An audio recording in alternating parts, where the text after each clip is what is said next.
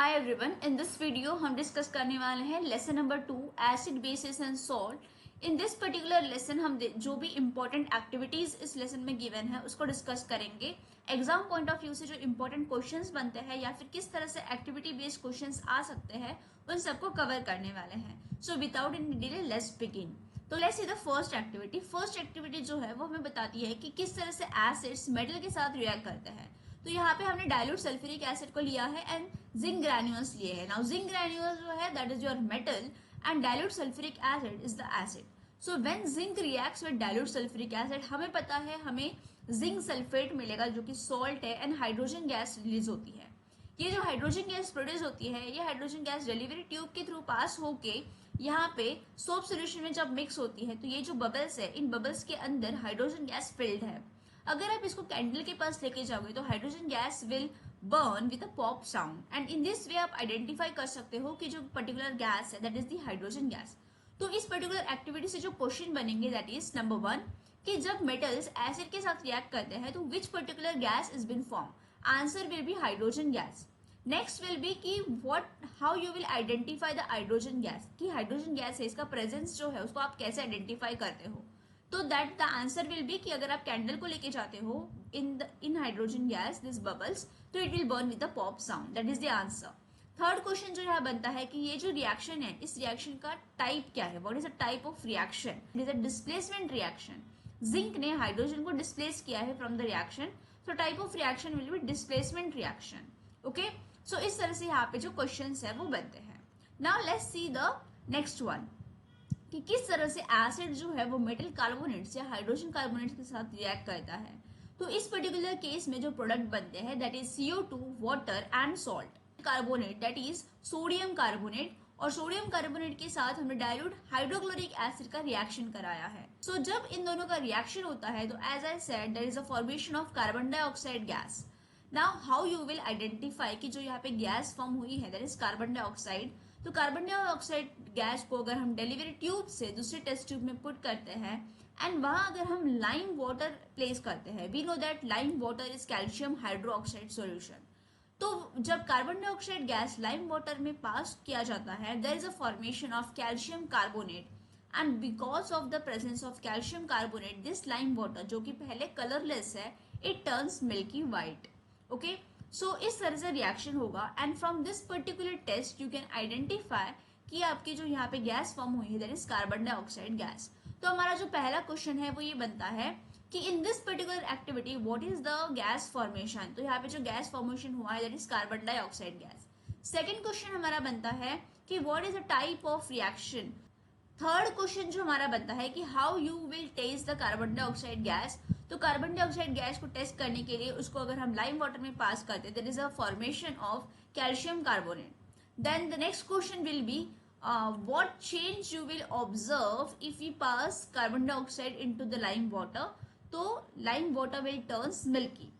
Again the next question इस तरह से बन सकता है कि व्हाट इज द रीजन कि लाइम वाटर मिल्की टर्न होता है। तो it is because of the formation of calcium carbonate. Calcium carbonate का फॉर्मेशन जो कि एक प्रेसिपिटेट है which is insoluble in water. Okay, another question what will happen if excess of CO2 is pass. अगर excess of CO2 हम lime water में pass करते हैं तो व्हाट हैपन्स। अगर हम एक्सेस ऑफ CO2 पास करते हैं तो कैल्शियम कार्बोनेट बनने के बजाय there is a formation of calcium hydrogen carbonate and because of formation of calcium hydrogen carbonate जो आपका व्हाइट कलर है वो धीरे धीरे डिसअपियर हो जाएगा। Okay, so this are the few questions जो यहाँ से बनते हैं and that's why this becomes important. So you have to go through this 3 equations activity. This activity is important, ये बहुत बार पूछी गई है as I have marked over here. So let's see this one.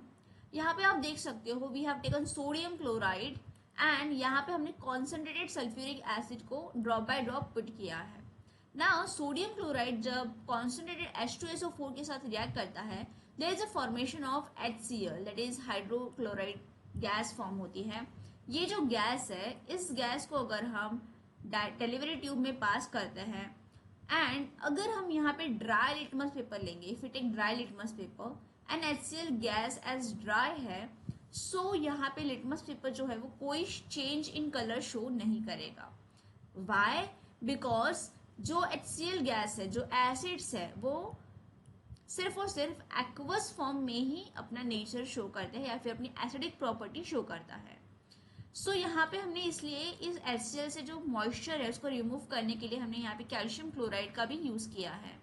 लेकिन अगर हम मॉइस्ट लिटमस पेपर लेके जाते हैं तो ये जो HCl गैस है ये इस मॉइस्ट लिटमस पेपर के साथ रिएक्ट करेगी and we will get H plus aqueous over there, and because of this H plus aqueous this litmus paper will change its color and showing that it is acidic in nature, right?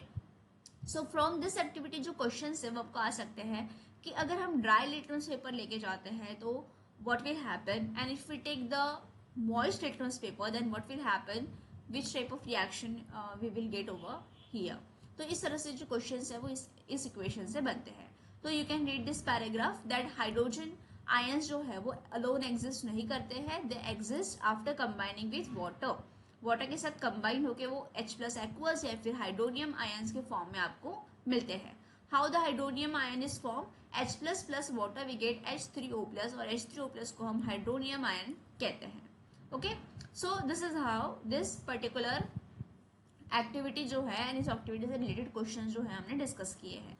After this जो 1 या 2 marks के लिए question पूछे गए हैं that is related to the pH scale. तो pH scale में आप देख सकते हो कि अगर 0 to 7 के बीच में अगर पीएच है, पीएच वैल्यू है, तो उसको उसमें इंक्रीज H प्लस आयंस का कॉन्सेंट्रेशन ज़्यादा है और उसको हम कहते हैं कि they are acidic in nature.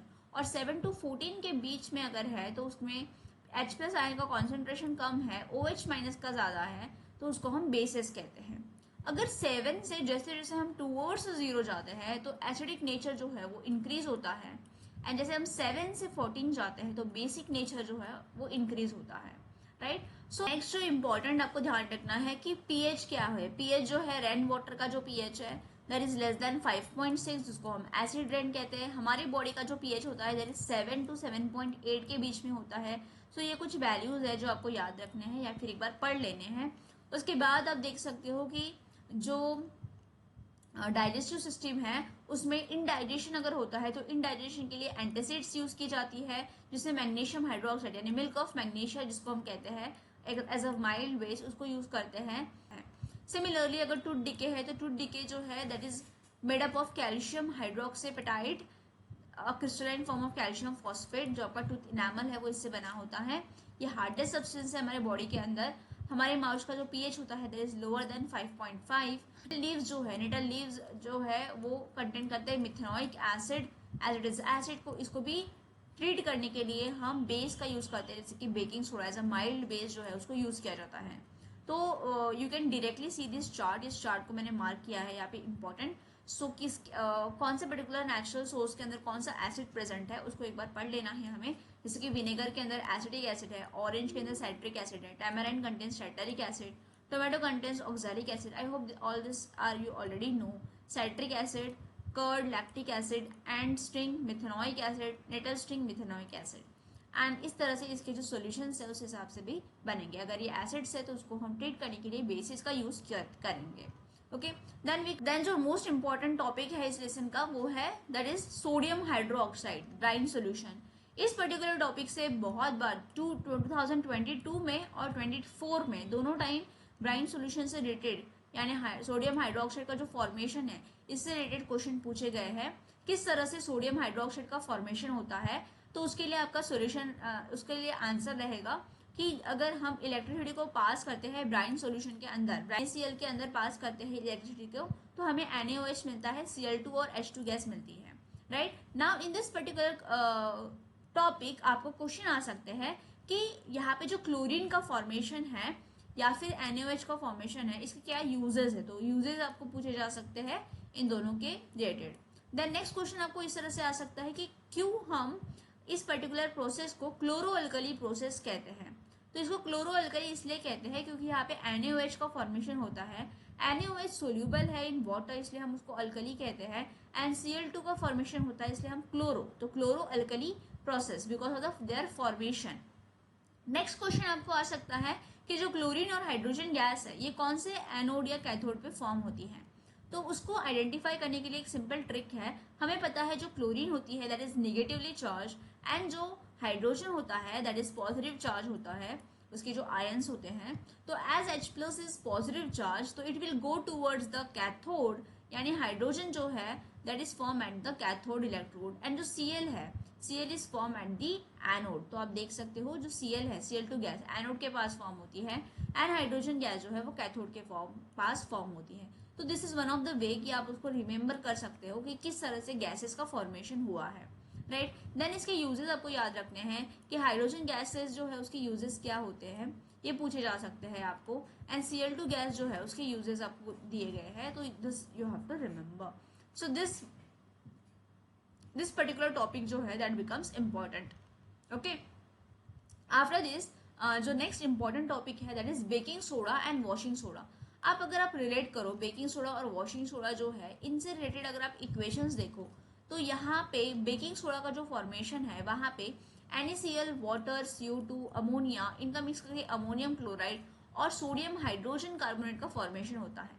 यही सोडियम हाइड्रोजन कार्बोनेट को अगर हम हीट करते हैं तो हमें सोडियम कार्बोनेट मिलता है, राइट। और सोडियम कार्बोनेट के अंदर अगर हम वाटर मॉलिक्यूल अगर सराउंड होते हैं तो हमें वॉशिंग सोडा मिलता है। तो वो sodium carbonate plus 10H2 we get washing soda, that is Na2CO3.10H2O। Now ये जो इक्वेशन है, equation number 1, equation number 2 this equation, and equation number 3 washing soda वाला इक्वेशन, इन तीनों इक्वेशन से रिलेटेड कोई एक लिंक करके एक क्वेश्चन बन सकता है, और बहुत बार इससे रिलेटेड क्वेश्चन पूछे भी गए हैं। तो यहाँ पे आपको इन तीनों इक्वेशन को ध्यान से समझना है, और इन तीनों इक्वेशन से रिलेटेड जैसे कि यूजेस जो है बेकिंग सोडा के, what are the uses of washing soda, ये एक बार आपको पढ़ लेना है। सिमिलरली अगर हम वाटर ऑफ फिजिलाइजेशन को देखें तो वाटर ऑफ फिजिलाइजेशन की डेफिनेशन यहाँ पे गिवन है that you have to do it, and then you have to remember all the formulas of water of crystallisation. जैसे कि कॉपर सल्फेट जो है, कॉपर सल्फेट में 5 वाटर मॉलिक्यूल्स होते हैं, ओके। सो देन जो वॉशिंग सोडा है उसके अंदर 10 होते हैं। अगर हम जिप्सम की बात करें तो जिप्सम में 2 होते हैं, 2 वाटर मॉलिक्यूल्स प्रेजेंट होते हैं वाटर ऑफ क्रिस्टलाइजेशन के। जो आपका प्लास्टर ऑफ पेरिस है, प्लास्टर ऑफ पेरिस में हाफ होते हैं, 1/2 होते हैं। देन इनके नेम्स आपको याद रखने हैं, जैसे कि कॉपर सल्फेट को हम कहते हैं hydrated copper sulphate, okay, this is hydrated copper sulphate. If you talk about plaster of Paris, chemical name बन जाता है कैल्शियम सल्फेट हेमीहाइड्रेट। इससे रिलेटेड क्वेश्चन जिप्सम और प्लास्टर ऑफ पेरिस जो है इनके बीच का डिफरेंस भी पूछा जा सकता है कि what is the difference in molecule between the gypsum and plaster of Paris. So यहाँ पे 2 दिख रहा है और यहाँ पे हाफ, तो अगर इसका डिफरेंस निकालते तो it is 1.5, that is 3/4, that will be the difference between the water molecules of gypsum and plaster of Paris. So that's it from this lesson. इसके बाद हम डिस्कस करेंगे लेसन नंबर 3 और उससे रिलेटेड जो एक्टिविटीज है और इम्पोर्टेंट क्वेश्चंस है। I hope this is clear to you.